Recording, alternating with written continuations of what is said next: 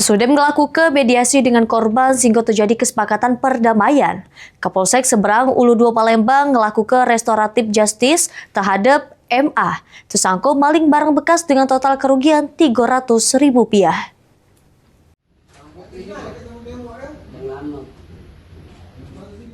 Kapolsek Seberang Ulu 2 Palembang melakukan restoratif justice atau RJ terhadap MA, tersangka maling barang bekas di gudang rumah warga di Kecamatan Seberang Ulu 2 Palembang.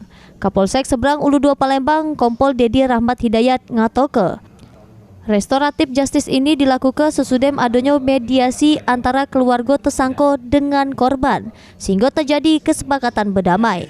Penyelesaian perkara ini dilakukan sesuai Undang-Undang Nomor 20 Tahun 2025 tentang KUHP Undang-Undang Nomor 5 Tahun 2026. Ini ya, alah. Ya. Oke. Kami dari pihak Polsek Seberang Ulu 2 telah melakukan mekanisme restoratif justice sesuai dengan Undang-Undang Nomor 20 Tahun 2025 tentang KUHP yang mengatur adanya restoratif justice.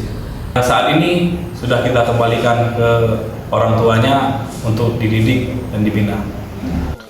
Sesudah dilakukan RJ, tersangka MA bersama langsung diantar anggota Polsek Seberang Ulu 2 balik ke rumahnya.